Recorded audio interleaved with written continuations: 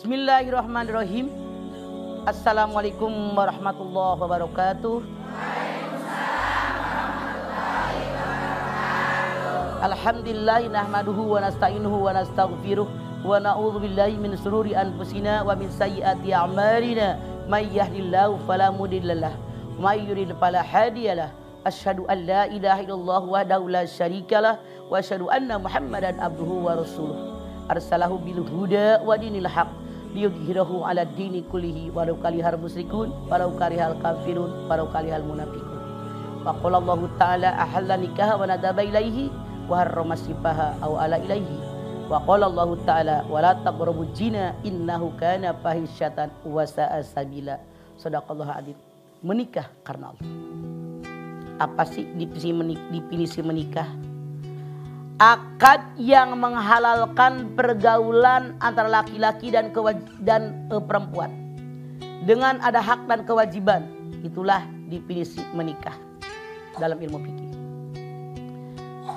Yang namanya menikah, Anda lihat dalam An-Nisa ayat 3, pankihu ma taubalakum minan nisa. Nikahilah perempuan yang kamu sukai. Itu perintah Allah. Hukum menikah ada 5. Wajib. Kalau orang tadi uangnya sudah banyak, cukup buat memberi makan istri, kemudian nafsunya besar, kalau dia tidak buru-buru menikah, takut terjatuh kepada perbuatan zina, hukumnya wajib. 2 sunat. Orang tadi uangnya cukup untuk memberi makan keluarganya, istrinya, nafsunya masih bisa dikendalikan, hukumnya sunat. Yang ketiga, hukum menikah itu jaiz. Asal hukum menikah dasarnya jaiz, boleh menikah, boleh tidak. Yang keempat, hukum menikah adalah makruh. Kalau seorang laki-laki belum punya penghasilan dia menikah, hukumnya makruh. Orang Betawi bilang, mau dikasih makan apa bini lo? Kasih makan apa anak orang? Makan itu cinta. Yang nomor 5, hukum menikah adalah haram. Kalau orang menikah niat akan menyakiti pasangannya. Kalau orang menikah niat pengen balas dendam. Kalau orang menikah niat pengen ngambil hartanya, hukumnya adalah haram. Rukun nikah ada 5. Pengantin laki, pengantin perempuan, wali daripada pihak perempuan, 2 orang saksi yang adil, ijab qabul. Siapa yang berhak menjadi wali? Wali ada 9. Ayah kandung, kakek kandung, ayahnya ayah, saudara sekandung seibu sebapak yang laki-laki, saudara sebapak yang laki-laki, anak saudara sekandung yang laki-laki, artinya keponakan laki-laki di saudara kandung yang laki-laki. Nomor 6, anak saudara seayah yang laki-laki. 7, saudara kandung ayah, paman atau uak yang laki-laki. Yang ke-8, anak saudara kandung ayah, sepupuan, misanan. Baru yang 9 adalah laki-laki. Kenapa yang namanya wali harus yang adil? Karena kalau wali itu tidak berlaku adil, bisa-bisa jadi saksi palsu. Makanya harus yang adil. Sekarang yang namanya syarat daripada seorang wali Islam, merdeka, berakal. Artinya orang yang tidak beragama Islam tidak sah menjadi seorang wali. Merdeka, budak belian tidak sah menjadi seorang wali. Berakal, orang gokil, maaf dalam tanda kutip, tidak sah menjadi seorang wali. Jadi ini syarat menjadi seorang wali.